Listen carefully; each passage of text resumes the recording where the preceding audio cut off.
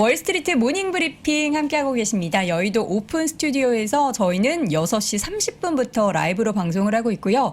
아직까지 이 6시 30분부터 시작한다라는 거를 모르는 분들이 훨씬 많으신 것 같아요. 왜 그러죠? 네. 왜냐면은 오늘 아침 라이브에는 5만, 6만 라이브 시청자분들이 들어오시는데 네. 1시간 더 빨라진 출근길 라이브 지금 월모부에는 7,334분. 아직 배가 예, 고픕니다. 예, 배가 고프죠. 여러분 친구 일가 친척분들에게 함께 6시 30분에 이 시각 모여달라고 좀 입소문 내주시기 바랍니다. 자, 이번에는요 여러분들 많이 기다리셨을 거예요. 연세대학교 국제할대학원의 이남우 교수 모셔보도록 할게요. 교수님 어서 오세요. 어서 오십시오. 네, 안녕하세요. 네. 이게 늘 시간이 부족하다라는 피드백을 많이 받아요. 이제 그런가요? 시청자분들이. 네. 그래서 이 교수님께서 또 개인적으로 운영하고 계시는 유튜브 채널이 있잖아요. 소개 좀 해주세요. 두 달쯤 돼서 뭐 아직까지도 네. 루키고요. 그 이나무의 좋은 주식 연구소입니다. 그래서 네. 우리 대한민국 투자가들이 국내뿐만 아니라 해외에 정통으로 좀 네. 제대로 된 정보를 갖고 투자하자. 그래서 네. 연재 한 두 달쯤 됐고 제가 일주일에 한 너댓 개 올립니다. 그래서 지금 그 3%에서 이렇게 한번 얘기해 주시면 한 3,000명씩 늘어나는데 그 다음에 얘기를 안 해주시면 한 100명 일주일에 늘어나더라고요. 네. 그래서 오늘 많은 분들이 좀 들어와서 네, 네. 만 명을 찍을 수 있으면 좋겠습니다. 네, 이제 이남우 교수님과의 시간이 여기서 좀 30분이면은 어떻게 네. 보면 너무 이제 제한적이잖아요. 네, 그렇죠. 조금 더 이제 편안하게 긴 시간 함께 소통하고 싶으신 분들은 지금 바로 이남우의 좋은 주식 연구소 써두시고요. 지금 나가시진 마시고 써두시고 방송 끝난 다음에 구독해 주시기 바랍니다. 자, 교수님 오늘은 무슨 얘기를 할지 저는 너무 기대가 됩니다. 네, 어떤 주제인가요? 그러니까 오늘은 그 제가 이제 현역으로 있을 때 그 가장 그 어떻게 보면 저를 힘들게도 했지만 네. 그 당시에 진짜 이 투자가는 똑똑하다. 이제 그렇게 느낀 투자가인데 제가 나중에 이제 현역을 떠나고 나서 보니까 가장 세계에서 성장주를 제일 투자를 잘하는 투자가로 발돋움을 했습니다. 그래서 영국의 스코틀랜드의 그 베일리 기포드라고 하는데 최근에 이제 여기가 좀 더 주목을 받은 게 그 우리 좀 전에도 얘기하신 테슬라를 그 2013년에 아무도 안 보고 이때 망한다 그럴 때 7달러부터 매입을 해서 한때는 지분을 8%를 보유한 2대 주주. 그러니까 일론 머스크 다음으로 외부 투자가 중에 가장 지분이 많았죠. 그래서 한 종목으로 이미 한 5, 60조 이상 수익을 낸 대단한 그 투자가고 제가 알기로는 우리나라 국부 펀드인 KIC도 여기 펀드에 이미 투자가 돼 있고 국민연금도 투자를 제가 한 걸로 알고 있습니다. 그래서 뭐 좋은 성과를 당연히 거뒀겠죠. 그래서 우리 구독자들이 한번 공부를 해보면 장기 투자 그다음에 여기가 이제 투자를 어떻게 그 생각을 하나 좀 배울 점들이 시사점들이 좀 있습니다. 네. 그러면 이제 이 펀드라고 해야 되나요? 아니면 뭐 그러니까 여러 개 자산운용사라고 펀드를 해야 되나요? 운영하는데 여기 이제 대표적인 것이 스코티시 모기지 인베스트먼트 트러스트 여기 이제 자료에 나와 있는데 여기는 런던에 이 펀드가 상장이 돼 있습니다. 그래서 저희 투자가들이 직접 살 수 있죠. 런던에 이제 상장돼 있는 그런 펀드고 시가총액이 한 30조 원이 좀 넘는 걸로 제가 기억이 납니다. 그럼 우리가 버크셔 해서웨이 사는 것처럼 그렇죠. 여기에도 이제 예, 유럽 예. 시장 예, 예. 주식 투자를 통해서 이 네네. 관련한 기업을 살 수 있는 거네요. 그러니까 이 펀드 자체를 네. 살 수 있죠. 대표적인 펀드. 그래서 이제 제가 좀 이따 설명드리려는 네네. 게 여기에 이제 펀드에 그 편입된 종목들. 왜냐하면 이게 홈페이지 가면 다 나오거든요. 그래서 직접 펀드를 사서 뭐 그동안 여기가 그동안 얻은 성과를 뭐 앞으로 꼭 그게 보장되는 건 아니지만 앞으로도 잘할 가능성이 높고 그다음에 여기가 이제 보유한 종목들이 공시가 되니까 그것을 더 참고해서 여기가 왜 샀을까. 가령 여기가 최근에 많이 산 것 중에 하나가 우리 배달의 민족, 우리 많이 쓰는 배달의 민족을 인수한 딜리버리 히로를 또 많이 샀습니다. 그래서 진짜 저희가 한번 주목을 할 만하고 여기를 또 중심으로 공부를 하면 또 되게 좋은 결과를 얻을 수 있기도 합니다. 그러네요. 오늘 심층 분석해서 많은 시청자분들이 이제는 요 포트폴리오를 보고 성장주 또 좋아하시잖아요. 우리나라 그렇습니다. 투자자분들이 성장주를 좀 같이 발굴해서 우리도 좀 높은 수익을 좀 냈으면 좋겠는데 본격적으로 좀 얘기를 해주세요. 네. 그러니까 제가 옛날에 현역일 때 그 가장 이제 뭐 1년에 한 반년 정도 6개월을 마케팅을 다닌 적도 있어요. 그 당시 이제 외국인들이 우리나라 투자의 몸통이니까. 그러면 제일 긴장하는 게 뉴욕에 있는 헤지펀드, 에딘버러의 이제 베일리 기포드인데 그 진짜 똑똑한 질문을 많이 합니다. 근데 여기에 그 철학은 여기 제임스 앤더슨이라고 좀 띄워주시죠 자료. 예. 그 여기는 진짜 장기 투자를 합니다. 그러니까 분기 실적은 보지도 않고 우리한테는 1, 2년도 오히려 노이즈에 불과하다. 5년은 기업 경영 성과를 내기에는 가시적인 성과를 내기에는 너무 짧은 기간이다. 그래서 10년 이상 종목들을 장기 보유하고 당장 그 회사가 좋은 그 진전을 보이면 당장 적자가 나도 우리는 뭐 충분히 기다릴 수 있다. 그래서 쉽게 얘기해서 최소한 5년 동안 150% 오를 기업들을 주가 기준으로 찾습니다. 그게 연 한 20% 정도 되는 거죠. 그래서 이제 여기 회사 그 아까 말씀드린 스코티시 모기지 인베스트먼트 트러스트의 그 성과를 보면 그러니까 우리가 이제 한국에서는 돈나무언니라고 캐시 우드 얘기 많이 하죠. 근데 뭐 장난이 언니도 하겠죠. 아니에요. 65세시니까 할머니입니다. 근데 이분도 옛날에 얼라이언스 캐피털이라는 큰 회사를 다녔고 여기 그 모기지 그 스코티시 모기지를 하는 베일리 기포드 둘 다 저희 고객이었어요. 잘 아는데 네. 베일리 기포드가 한 수가 아니고 한 두 수 정도 위입니다. 그래서 저희가 아크 ETF를 너무 그 추정하기보다는 네. 베일리 기포드를 추정하자. 그래서 여기 보면 과거 10년 동안 펀드가 연 29% 올랐습니다. 연 30%. 과거 5년 동안은 연 35%. 근데 여기 특징이 그 노이즈를 잡음을 멀리 해라. 여기 보면 런던에서도 비행기 타고 1시간 반 가야 되거든요. 그런데 실리콘밸리의 IT 기업, 바이오 기업, 헬스케어 기업을 그렇게 투자를 잘합니다. 가장 큰 이유는 핵심 이슈에 대해서 깊이 고민을 한다. 그래서 증권사 애널리스트는 잘 만나주지도 않아요. 요즘 한국은 성장성도 없다고 잘 안 만나준다 그러고 그 여기는 대학교의 연구소 R&D 이런 데를 후원을 해서 거기에서 다음 10년, 20년에 뭐가 리서치가 되는지. 그래서 이제 저희가 보이겠지만 모더나를 여기 또 처음부터 되게 일찍 투자한 데입니다. 뭐 테슬라, 아마존 이런 데 초기 투자가뿐만 아니라. 그러니까 대단하죠, 되게. 그렇다면 다음 장이 가장 기대가 돼요. 이런 펀드에서 지금 가지고 있는 탑 10 종목이 뭔지가 궁금한데 어떤 종목을 많이 들고 있을까요? 그러니까 우리 그 구독자분들도 이제 네. 홈페이지를 구글에서 그 베일리 기포드 치고 들어가시면 보는데 여기 이제 그 설명이 돼 있습니다. 그래서 너무 이제 어려운 종목도 말고 가장 많이 보유하고 있는 게 모더나 이것도 이제 초기부터 되게 투자를 했고 삼성전자나 TSMC를 안 사고 여기에 2천억 원짜리 장비를 공급하는 네덜란드 ASML을 투자를 했습니다. 왜냐하면 삼성전자가 장기적인 성과는 좋지만 그 변동성이 심하잖아요. 근데 ASML은 슈퍼 을이라고 그러죠. 그다음에 여기 뭐 수익성도 높고 그래서 실제 ASML 주가 성과가 삼성전자나 TSMC보다 더 좋았습니다. 테슬라 많이 들고 있고 그다음에 니오 우리 여기서 많이 들고 네. 있고 아까 말씀드린 배민을 인수한 딜리버리 히로 여기는 독일에 상장돼 있고 아마존, 구글, 알파벳 여기도 다 초기 투자 갑니다. 그래서 뭐 좀 저희가 이해하기 어려운 종목들도 있지만 우리가 좀 접하고 우리 그 구독자들도 많이 투자한 종목들도 네. 많이 갖고 있습니다. 네.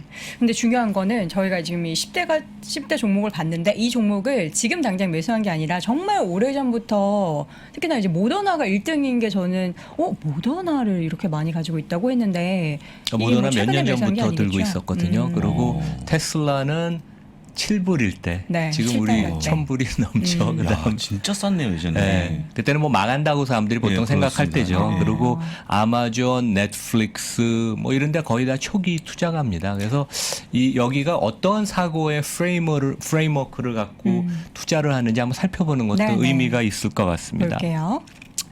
그래서 여기가 이제 투자하는 원칙은 여기 뭐 홈페이지 보면 다 들어가면 여러분도 찾아보실 수 있습니다. 네. 세 가지가 있습니다. 시장이 엄청나게 확장돼야 된다. 두 번째는 강력한 해자를 가진 남과는 다른 비즈니스 모델을 갖고 있어야 된다. 세 번째는 뛰어난 CEO, 창업자가 있어야 되고 기업 문화가 다이내믹해야 된다. 그래서 이제 첫 번째 시장의 확장성을 놓고 보면 우리가 전기차, 전자, 상거래, 클라우드, 뭐 파키슨병 같이 시장 규모가 몇 배가 아닌 몇십 배, 몇백 배로 커질 수 있는 엄청난 포텐셜이 있는 데만 이제 투자를 한다는 얘기죠. 그 다음에 두 번째, 기존의 업체랑은 다른 스타일의 비즈니스를 하는 해죠. 그러니까 테슬라가 보면 다른 그 우리 내연기관 업체라는 다른 비즈니스 모델을 했잖아요. 그리고 압도적인 경쟁력을 갖고 시장 점유율이 높아야 될 것 같다.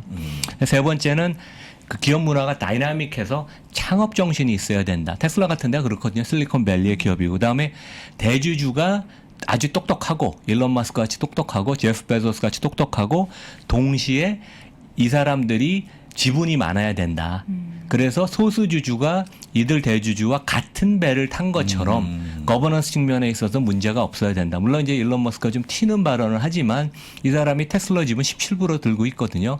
그래서 뭐 기본적으로 뭐 그 나쁜 뜻을 갖고 무슨 다른 짓을 할 리는 전혀 없죠. 그런 면에 있어서는 요 세 가지를 제일 강조를 합니다. 예. 네. 그 중에서 이제 우리 많은 투자자분들이 궁금한 게 테슬라는 어떻게 7불 때부터 진짜 대박이네요. 샀을까? 그러니까. 그리고 또 여기 채팅창 보니까 7불 때 펀드에서 얼마나 샀는지 궁금하다는데 그런 것도 알 수 있나요? 정확한 건 모르는데 네. 여기가 뭐 한 이미 5년 전부터도 2대 주주였습니다. 8%를 들고 2대 있는. 주주. 예, 예. 그럼 수조 원을 벌었겠네요. 그러니까 50조 원이 넘죠. 50조 원. 그러니까 작년에 펀드 규정상 강제 매각을 할 수밖에 없어서 너무 비중이 커졌기 크니까. 때문에 그래서 일부 팔아서 한 30조 원 이익을 챙겼고 지금도 보유 지분 가치가 한 4, 50조 원쯤 될 겁니다. 근데 뭐 거의 단가가 없는 거니까.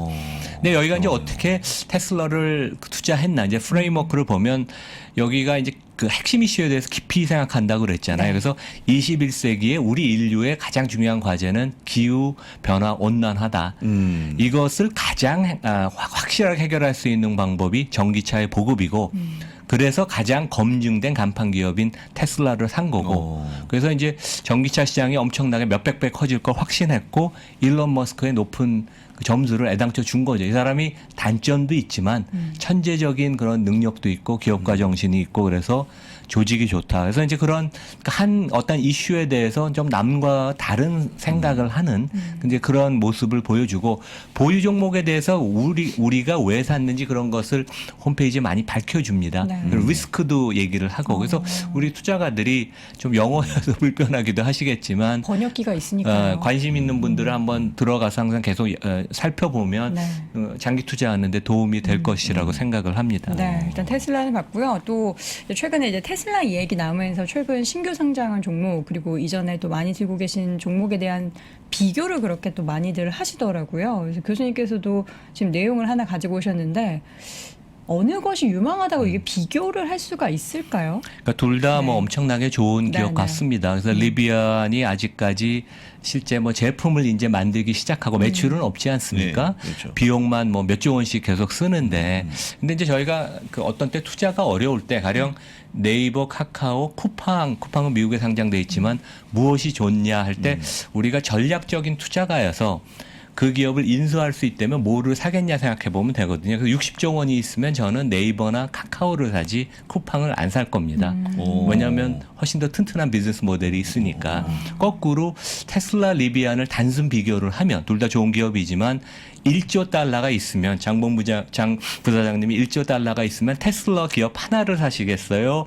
아니면 리비안 10개를 살 수 있거든요. 왜냐하면 시가총액이 이제 천억 달러가 됐으니까 이제 그런 관점에서 생각해 보면 저는 테슬라를 아마 살 것 같아요. 근데 그런 면에서 이제 두 가지를 비교를 할 수 있습니다. 왜냐하면 지금 뭐 재무 성과가 아직 없으니까 리비안이 우리가 이것이 좋다 안 좋다 얘기하기는 어렵지만 잠재력은 있지만 리스크를 우리가 항상 투자할 때 리스크도 감안을 해야 되니까 좀 더 검증된 테슬라가 좀 비교 우위가 있지 않나 그런 생각을 하는데 뭐 리비안도 뭐 잠재력은 당연히 있다고 저는 생각을 합니다. 몇 년 뒤에는 사실 이게 달라질 수도 있는 거예요. 그렇죠? 리비안 자체보다는 그 뒤에 있는 아마존에 대한 그런 장점이 있는 게 아니에요. 예, 그렇죠. 그러니까 이 CEO가 그 RJ라는 분인데 이분이 되게 똑똑한 것 같아요. 그래서 자기가 주주를 찾을 때 두 가지를 봤다고 돼요. 첫 번째는 빅데이터 잘하는데 그게 아마존이고 두 번째는 그 픽업 트럭. 미국인들은 픽업 트럭을 그 약간 농부같이 이제 그거를 많이 보는데 그걸 잘하는데 그 포드가 잘하죠. 그래서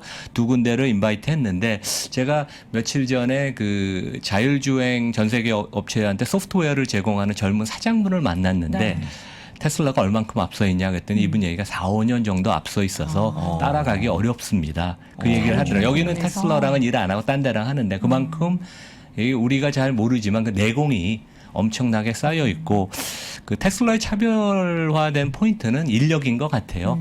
그래서 인력. 배터리 기술이 여기가 엄청나게 뛰어난데 그 여기 보면 이제 JB 스트로베리라고 좀 보여주시죠. 네. 그러니까 이분이 한 10몇 년 동안 배터리의 그 R&D 제조 모든 거를 그 마스터한 장인이거든요. 스탠퍼드 출신인데 이제 이런 거물들이 그 요소에 있어서 그 테슬라를 만들었거든요.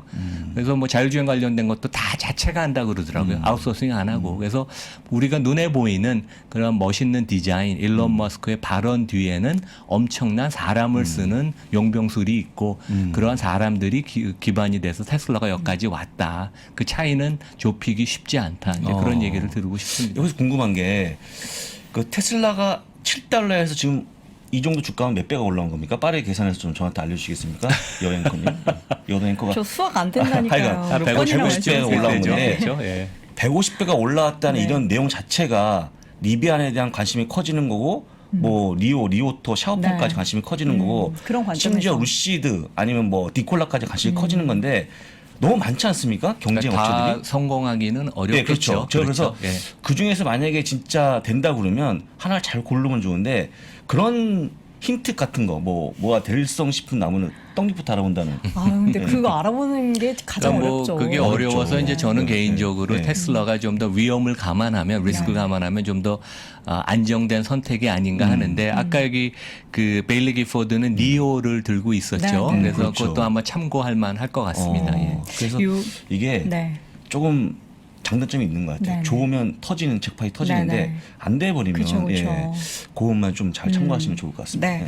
뭐든 저는 사실 잘 됐으면 좋겠어요. 우리 한국 투자자분들 투자하시는 모두 종목이 잡음 없이 잘 됐으면 좋겠는데 또 이제 리스크를 그냥 지난번에 말씀드렸듯이 안 보지 마시고 꼭 네, 그렇죠. 확인하고 투자하셨으면 그렇습니다. 좋겠습니다.